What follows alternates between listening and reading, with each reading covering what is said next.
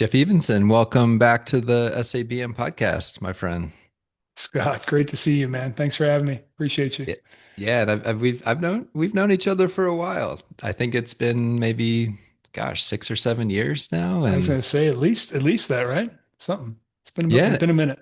yeah, and it's been really exciting to follow your journey over the years. And I know that you've had operating companies that you've run and owned, and but you've always been passionate about coaching and helping people Yeah, and now the way that you're helping people is near and dear to my heart, helping people go 10 go 10x. And I'm that's really right. excited to unpack that today. But maybe just to kick things off for folks that aren't familiar with you or don't know who you are, maybe just a brief introduction and a little bit about your background and what you do today. All right. Thanks, Scott. Well, I'm a 1990 grad from West Point. Um, and then I spent a few years in the Army, relatively uneventful time in the Army before going to grad school. Probably spent 10 years after grad school in the private sector, working for various size companies and mainly in the financial space, trading and portfolio management, that sort of thing. And in a group that was doing M&A for Anheuser-Busch, big beer brewer. And in that role, while I was in that role, my wife at the time was working for a hair salon, and she wanted to buy the hair salon, so we bought that business in 2008. Um, it was a pretty sizable business at the time, doing about 3.5 million in sales, 60 employees. So it was a big operation. Um, Opened a second location of that business in 2011. We bought a manufacturing firm that was a company, a very small manufacturer that was part of our supply chain in 2015. So we'd had two acquisitions and an expansion. And I exited all of those companies in 2018 through a divorce, which is, as I always say, a way to exit a company. Um, Not one that I necessarily recommend, but hey. Um, in 2019, I teamed up with a guy that I had gone to the academy with, and we bought a machine shop in spring of 2019. Um, and really cool company that we got into, and I exited that company 18 months later. And that was through a bit of a partner disagreement. And so I do recognize that the two breakups were had one common thread, which was me. So I had done a little bit of work on me since then, but that's okay. And then I jumped into coaching at that point, like January 2021. I was officially in the coaching space, where I'd kind of done it informally for years prior to that. Um, and Up until uh, kind of not quite mid 2025, I was doing that more independently. And then in May, June of 2025, I met up with Blake Erickson and Dr. Benjamin Hardy, who wrote the book, The Science of Scaling. And I joined them at the end of May, early June, to be a strategist and help people scale their companies 10x or more in 3 years or less. So that's what we're doing now.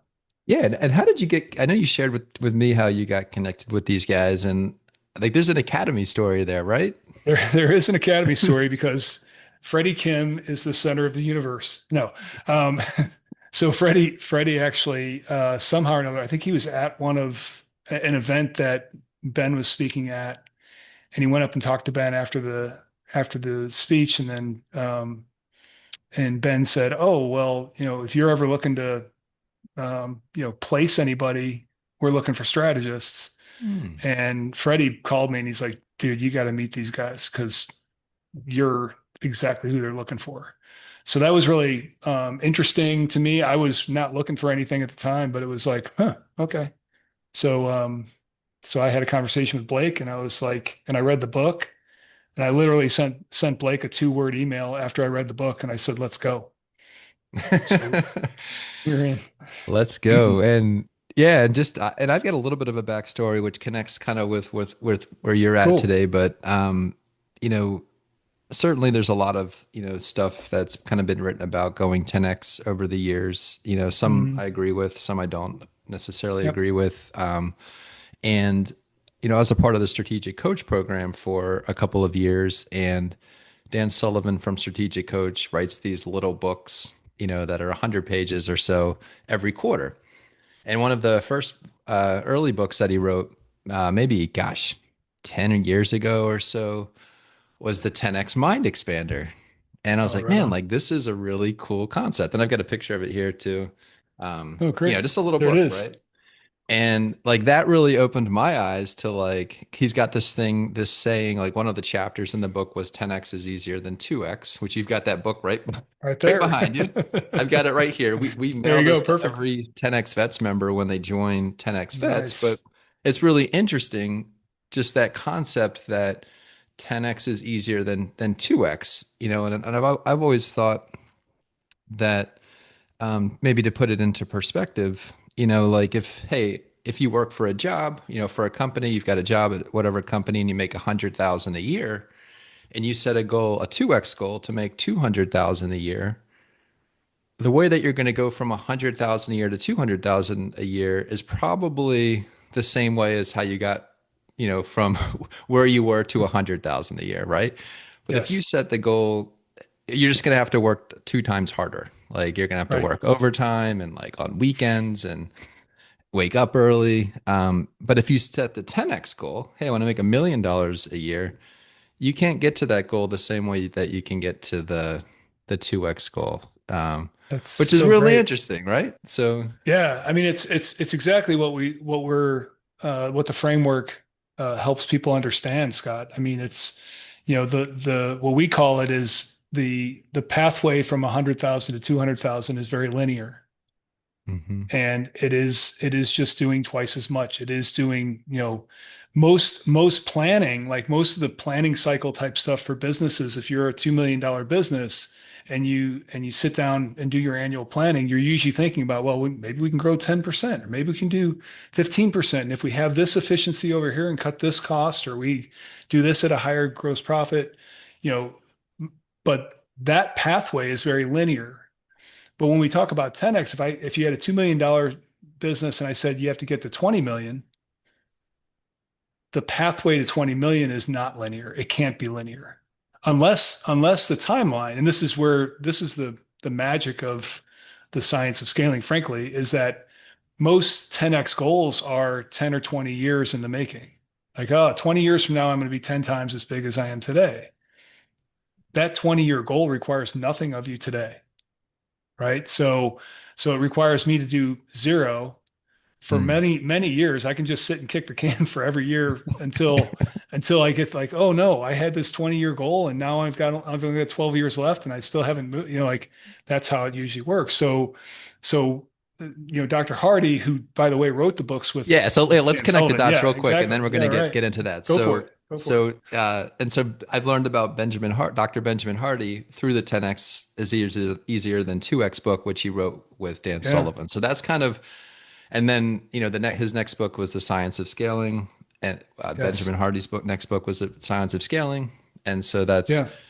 so Yeah. it's So just that's where really we interesting. are. It's just Yeah. that's something I've been studying for so long, and it's really cool that you were able to connect with those guys, and now you get to unpack it for us, man. I How know, do we right? go Here we go. 10x in 3 years? Like when you're Yeah.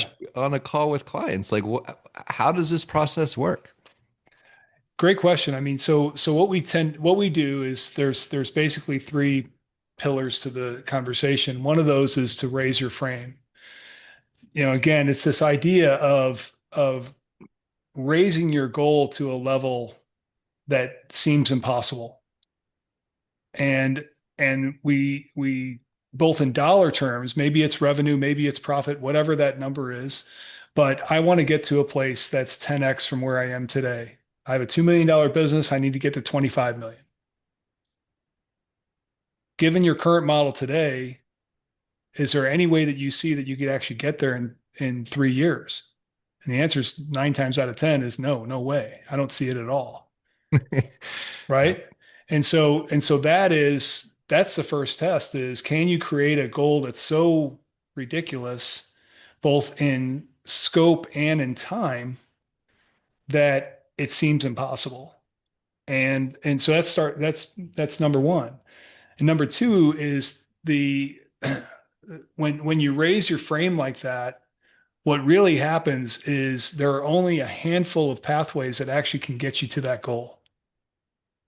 And you have to really consider, what are the things that I'm doing today that are not scalable and would never get me there.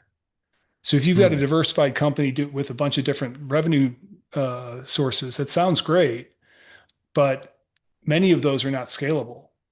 And what we always say is that you're kept from your goals not by obstacles, but you're kept from your goals by a clear path to a lesser goal. Oh, wow. Let that sink in. Yeah. Let's, yeah. Take a pause for a second. Take a second and think about that one. We're kept from our goals not by obstacles. We're kept from our goals by a clear path to a lesser goal. Love that. I'm writing that down. And so when you begin to think of what those pathways are, one of the things you have to do is raise your floor.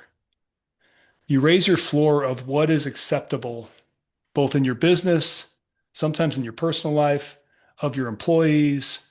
What is acceptable um, for me to do and for this business to do, and what's below my floor.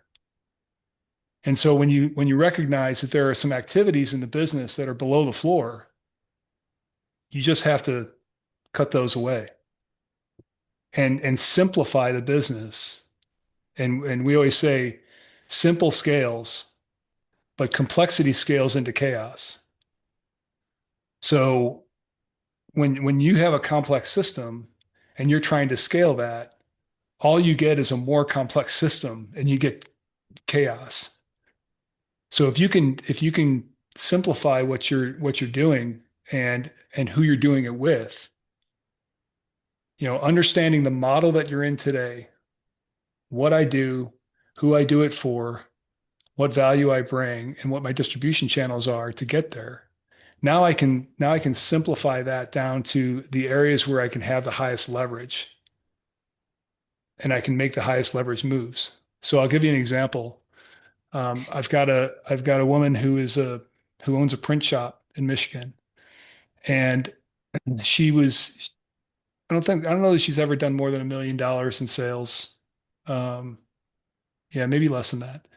And when we got into talking about her business, she was doing everything from print jobs for credit unions and banks to do all their printing within their organization for their envelopes and their bank slips and everything else, all the way down to people walking in and making copies in her print shop. And what she recognized is that you know, some of those customers who are down they spend $500 a year with her Oh, wow. were equally complex they took up as much time with her as the ones who were paying her $25,000 a year. So she had $500 clients and she had $25,000 clients. The complexity between those two was almost the same. They required a follow-up. They required a proof. They required this. They required all these things, but one of them's paying her 500 bucks and the other one's paying her 25 grand. So to simplify and to raise your floor to a level where now she doesn't accept any business below $5,000 a year. That's her floor. And the faster she raises her floor, the faster she's going to scale. Because now what she's doing is she's looking for those $25,000 a year clients or $50,000 a year clients who can give her the ability to scale to her $10 million goal that she has in the next 3 years. Yeah. And how did you help her unpack that? Like, what led to her kind of analyzing, the levels of revenue of her customers and like Yeah, putting them into buckets? Was that like an exercise like, how did you extract that information from her and said, okay, this is the yeah, leverage point that will free you up to scale faster? yeah. I think that's it's the key, right? So what we did was we walked through. I wanted to understand what her impossible goal was. She said, "I want to Mhm. be at $10 million in 3 years." And then I asked her what her current model looks like. Okay. Who are your customers? Who are you serving? What do you do for them? How do you get paid? And so she walked through that. I've got, I don't know what the number, I don't remember what the number was, but I've got this many thousand clients. Okay, if that's the number of customers you have, let's divide your $850,000 you made in 2025 by that number of customers. That means your average ticket's around here. Okay. How does your customer, what different types of customers do you have? Well, I have these walk-ins and I have these, banks and credit unions. I'm like, okay, so which of those you know, are these banks or credit unions easier to serve or as easy to serve as the ones who are paying you a couple $100 a year? And she's like, well, yeah, absolutely. It's the same. It's basically the same thing. And so that kind of cracked the case, right? And said, okay, well, the math isn't necessarily more customers. It's just a higher average price point, and we take out this chunk of 0 to 5,000 a year, and Hmm. we focus on 5,000 and above. And so we talk about the three pillars. We talked about frame, we talked about floor, and focus becomes the third pillar, which is now I know where to focus my energy, and I know how I'm going to take that and double down on those larger customers. And that gives me the leverage that I need to go from her average. I think her average ticket might have been around $2,000 a year. Now her average ticket is creeping up towards 20,000 a year. Oh, geez. So if she Wow. can get that to 20,000, then there's her 10x, right? Yeah. Uh, She's not going to get there and overnight, but it's going to take, yeah, really, really interesting. And then so now she's got so we looked at her customers, we looked at her model. Hey, what's your model? yes, yes, And then identified the yeah, key leverage point with, hey, these $500 customers or anything less than 5,000 a year, that's just eating up a lot of your time. And yeah. And I'll throw something else in there, Scott. So, so looking at her current model, the other thing that comes to mind is the recognition that to get to 10 million, she'd have to 10x her customer count hmm, and therefore 10x her staff, 10x her equipment, 10x, like that is not a plausible pathway, right? That's not scaling. no, That's just making it complicated. So yeah, how can, what we always say, thinking from the goal of 10 million in 3 years and not thinking to the goal, but thinking from the goal, what would have to be true at that point for you to get to 10 million and still be, potentially the same operation what does that organization look like? What do the processes and systems look like at 10x that don't exist today? And what are the things you have to do today to get there? yeah. And I'm not sure how far along you are with this client. It sounds like, Hmm. you're still working with this business owner. When she cut out the $5,000 clients, customers and below, Hmm. what did she then like? So, okay, so she says, okay, I want to focus more on the $20,000 clients. But what did that mean? Can you unpack that for us? Like, Yeah, what did that, the free time that she got, where did she reinvest it? such a great question. Um, there are two things to say about that, Scott. Great, very insightful.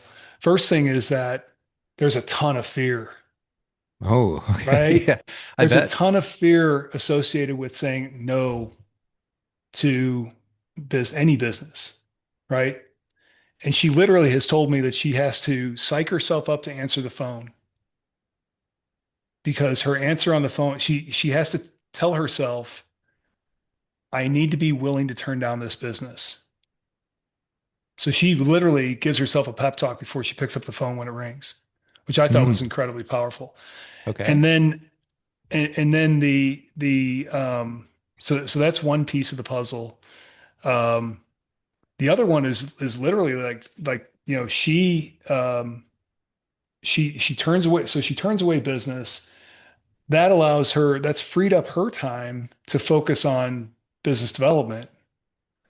And in her case, she doesn't consider herself much of a salesperson. So she's looking her pathway, this one in particular, and it could be that that pathway now becomes, okay, I can go out and I can be the BD person for this business and go find other banks and credit unions and all those things. Um, Her pathway that she's chosen is she has now found another company to acquire Hmm. that's doing 3 million a year in sales and is available and worthy of being part of her company and brings BD people into the business, so business development into what she didn't have. And now she's got this ability, like when she makes this acquisition, which I think she'll do the first half of this year, that'll not only quadruple her business overnight, but it also gives her a business development team that she doesn't have. Hmm. And so now all of a sudden she's got the engine. And as long as she's, in the interim, what she's working on is building the processes and SOPs and systems to be able to lever into that bigger business and bring that business inside her walls. And now all of a sudden she's 4 times bigger. It gives her a bigger footprint. It gives her a bigger sales team and gives her that leverage to make the move. I mean, she'd be 10x in a year and a half at that pace. Yeah, and she comes to the with the to the acquisition with a simple system. Yes. Like she's taken removed the complexity from her own business, so now she can remove the complexity from that particular business Yes. and then even With more leverage that confidence. business's strengths. Like so, there's Yeah. I'm sure there's things that business figured out, like the business development people having the sales team, and Yep. so now she gets the best of both worlds, where she's bringing this kind of simple system that she created into a team with said that has revenue generators. Yeah. And on top of it, to your point, it also allows her to have more confidence in making those simplifications in that new business, right? So now, even for her, there's a lot of fear in letting go of the people below her customers below 5,000. But now it's a no-brainer. It's like, that's what we're going to do. That's the first step. Yeah, really cool. I mean, I don't know. As you're talking, I'm just kind of thinking through. So you have to have a business, I think, to like you have to at least have gone from 0 to 1. I believe, Yes. to you have to Yes. have some customers, right? But I Yes. can't imagine like anybody listening to this is, and after this they listen is going to go write down their customers and like, how Yeah. I much do I mean, get from this one, or how much do I get from that one, or how much? I guess if hey, I get $50 a year from a customer. And if you spend zero time on that customer, cool, I guess, right? Like I don't, maybe that's a it model depends on that, what your distribution model is. Yeah. yeah. If it's a customer that's zero friction, then I'd Mhm. agree. Like, there's no need to send them away, but very few business models have zero friction. Yeah. So the need to be, what I always say is that, this is a Dan Sullivan thing too, right? It's letting go of the vine. There is a level of commitment that you have to have to the new model, to the new pathway that does two things. One is it convinces you and your team that this is the game we're now playing, right? And two is that it makes you signal to the market. Mm. And that signal is now at a different level than it was. And so what I've seen, and it happened with Jen's company too, this deal probably would have just passed her by like two ships in the night had she not had her radar up and her signal set for where she was going. Right? Like she could have very easily just seen it like, oh, that's too big for me. Oh, that's not something I'm interested in, whatever. But because she was looking to 10x, because she had committed to that and was building the systems to get there, when this deal crossed her plate or crossed her line of vision at some point, she jumped on it and recognized the opportunity as part of her pathway. And so, Yeah. so to me, that's one of the bigger things. It's kind of the idea of like, if I wanted to buy a red Tesla tomorrow, I would go out and see them all over the place, right? They're everywhere. they've always been there, but I just wasn't paying attention because I didn't have, and I know you probably know all the science behind all that stuff, all the brain science, because you're a smart Yeah, dude. man, it But was in your consciousness, right? You were yes, looking for right. it, and Whatever so that now reticular or something or another. Yeah, exactly. you start seeing all the things that will lead to the 10x goal. Hey, real Yes. quick, I remember back in Strategic Coach, I was in the signature program. The next level was the 10x program, like after you went through the signature program. And this was Hmm. kind of like weird to me when I heard it. And that was like the the strategic coaches said, and they like there was a whole 10x is easier than 2x like module or something from what I remember. Hmm. And they said that like they used to like lead with that and they didn't lead with it after like over after delivering the workshop because it turned people off. And then it was like, hey, not everybody goes into the 10x program because it like kind of turns them off.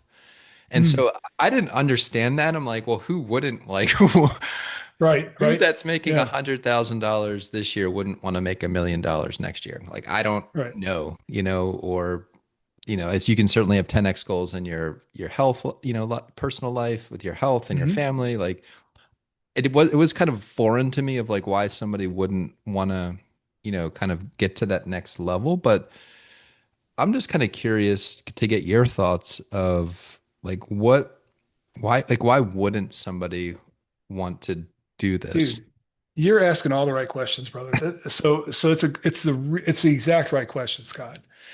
And the answer is this. Um, an answer is this. It's fear-based.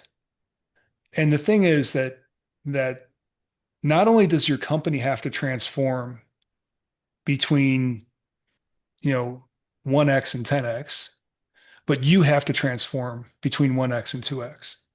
And that Okay. transformation is going to happen either today or within the next 3 years, but it's going to happen. And the person who has to be in place in 3 years from now is not who you are today. So you've got to you know, as we always say, like you've got to let go of the good to get to the great, or you have to let something, you have to let your current system, your current self die to get to your future self. And so another Dr. Hardy book is Be Your Future Self Now. And that's also got a lot of the time, discussion in it about using time as a tool and rather than letting your past frame your present, our future is a much more powerful frame for our present. And what do I mean by that? I mean that if you have an aspirational goal, that frames who you are today, who you're showing up as today, more than something that happened in your past. It's more powerful to have a goal that you want to achieve and allow that goal to frame your decisions and your choices and everything else today. That's just a much more powerful position to be in than allowing what happened in the past to frame your today.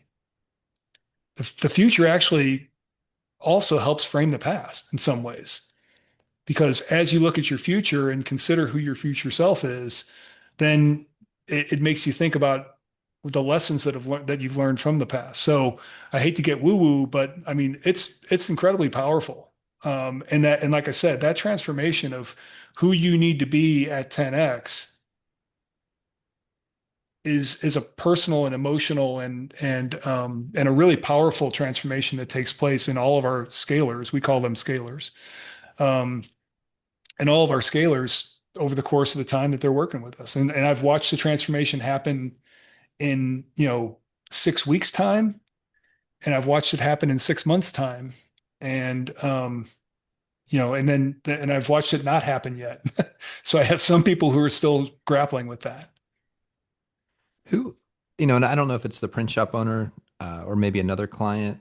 Hmm. I'm curious who these clients didn't want to be anymore. Mm, Like who were they? Like like what were their biggest? Of course, yeah. so they were attracted to the program because they want to go 10x. Okay. So they had to kind of step into a new role. But who was it that they were leaving behind? Great question, man. So who they have to leave behind is the operator. The operator. Okay. We want them to be the architect.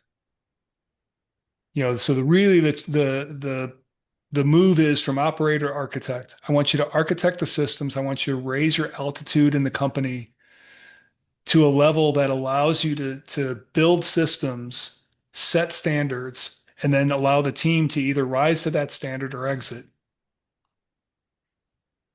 And and and allow and that gives the framework and the scaffolding for a business that can scale because you've simplified your business.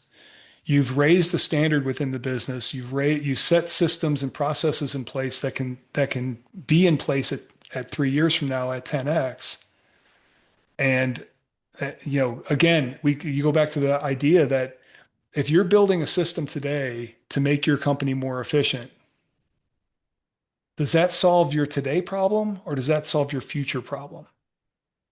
Because if we're trying to perfect something today, in my mind, that's a clear path to a lesser goal. Because a system that works at $1 million or $2 million, it could work at 20 million, but think, is it actually going to work at 20 million? If it's not, then why perfect it? Why optimize a system Mm, today that isn't going to exist at 20 million? wow.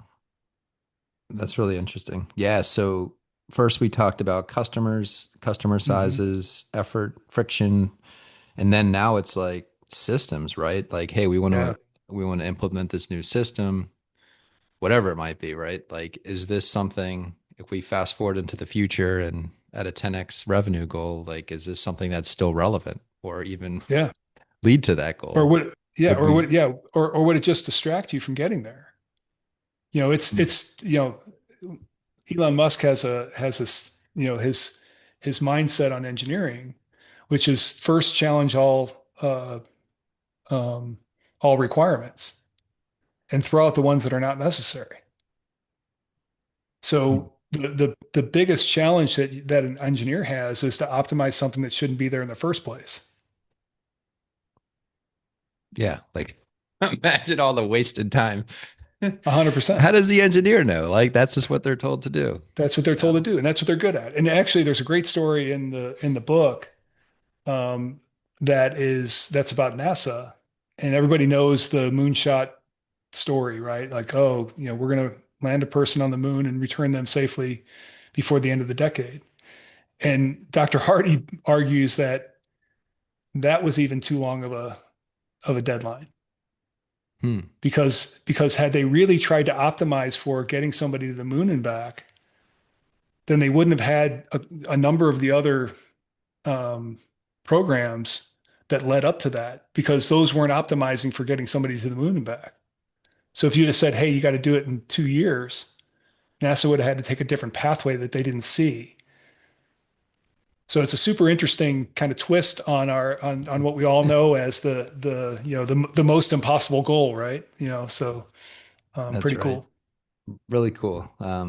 Well, lots of gold nuggets here, and I guess the challenge to the person that says like, "Hey, 10x," kind of gives me a headache to think about. I don't really want to do that. It's like, "Hey, would you rather be the architect or the operator? Which one of those gives you that feels like the most Right, headaches?" right. And um, really, really interesting.